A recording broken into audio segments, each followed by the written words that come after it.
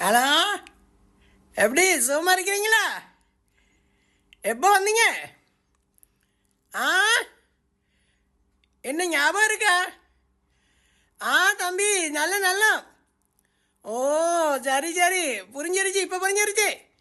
ஆ, நாங்கள் வெளிநாட்டில் இருக்கும்போது எப்போ வரீங்க எப்போ வரீங்கன்னு கேட்குறீங்க. ஆனால் ஊருக்கு வந்த பிறகு எப்போ போகிறீங்க எப்போ போகிறீங்கன்னு கேட்குறீங்க. இது ரெண்டுக்கும் இடப்பட்ட கொண்டு நாங்கள் என்ன செய்கிறது தம்பி, நீங்கள் சொல்லுங்கள். ஒரு ஆ வெளிநாட்டு வாழ்க்கைன்ட்டா என்ன? வெளிநாட்டை கோடி கோடியாக கிடைக்குதா?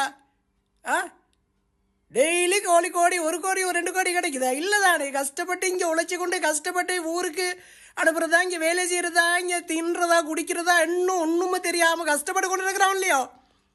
ஆ அப்போ உங்களுக்கு ஒன்றும் தெரியாதில்ல.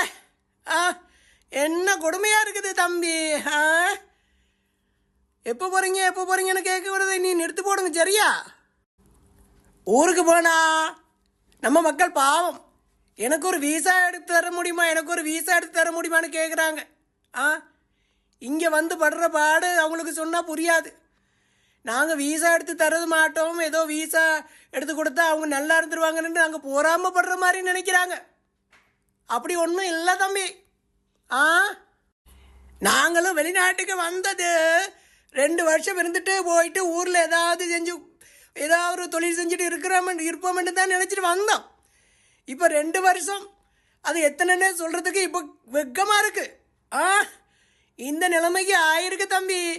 வெளிநாட்டில் இருந்துட்டு கோடிக்கணக்கில் லட்சக்கணக்கில் இருக்கிற வீடு சொத்து வாசல் எல்லாத்தையும் இருக்கிறதெல்லாம் விற்று போட்டு வெளியூருக்கு போகிறதுக்கு நினைக்காதீங்க என்ற தம்பி சகோதரர்களே, அன்பர்களே, நண்பர்களே. நாங்கள் வந்து படுற பாட உங்களுக்கு சொன்னால் உங்களுக்கு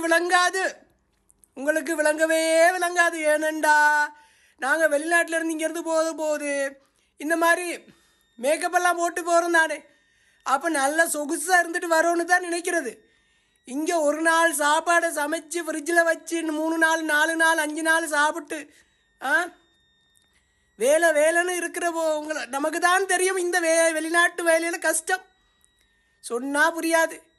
நம்ம ஒரு நேரத்தில் வெள்ளிக்கிழமை லீவு கிடைச்சா வெளியில் போயிட்டு நாங்கள் ஏதாவது ஃபோட்டோ எடுத்து அங்கே பில்டிங் முன்னாடி இருந்து ஃபோட்டோ எடுத்து பார்த்தா அதை பார்க்க ரொம்ப ஒரு இன்ட்ரெஸ்டாக தான் இருக்கும். அப்போ வெளிநாட்டுக்கு வந்தவங்க அவர் போயிட்டு வெளிநாட்டில் இருக்கிறாரு, நல்லபடியாக இருக்கிறாருன்னு தான் எல்லாருக்கும் தோணும். ஆனால் இங்கே வந்து பார்த்தா தான் தெரியும்.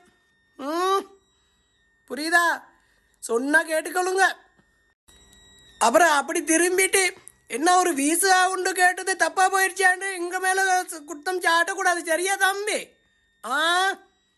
நாங்களும் படாத பாடுபட்டு கொண்டு தான் இருக்கிறோம். வெளிநாட்டு வாழ்க்கையை நினைக்காதீங்க. ஊரில் இருந்து கஞ்சி ஏதோ அந்த நமக்கு கிடைக்கிறது கூழோ குடிச்சு போட்டு இருந்தாலும் நமக்கு ஒரு சந்தோஷம்தான். அதில் இருக்கிற சந்தோஷம் கிடைக்காது. இதெல்லாம் நாலு போயிட்டு இதெல்லாம் காலம் மாறி தான் இப்போ சிந்திக்கிறோம் நாங்கள். உங்களுக்கு அந்த நிலைமை வரக்கூடாது தம்பி. ஒரு எதிரிக்கு கூட அந்த நிலைமை வரக்கூடாது தம்பி. இங்கே இருக்கிற படுற பாடு உங்களுக்கு சொன்னால் புரியாது. ஊருக்கு வந்து 2 வருஷத்தில் வாங்குகிற கடன் தான் கூட, இழந்தது தான் கூட. நினச்சி பார்க்காதீங்க. ஊரில் இருக்கிற வளவு வீடுகளை விற்று போட்டு வெளிநாட்டுக்கு வரணும்னு யோசிக்காதீங்க என்ன தம்பி சகோதரர்களே, அன்பர்களே, நண்பர்களே. புரியுதா?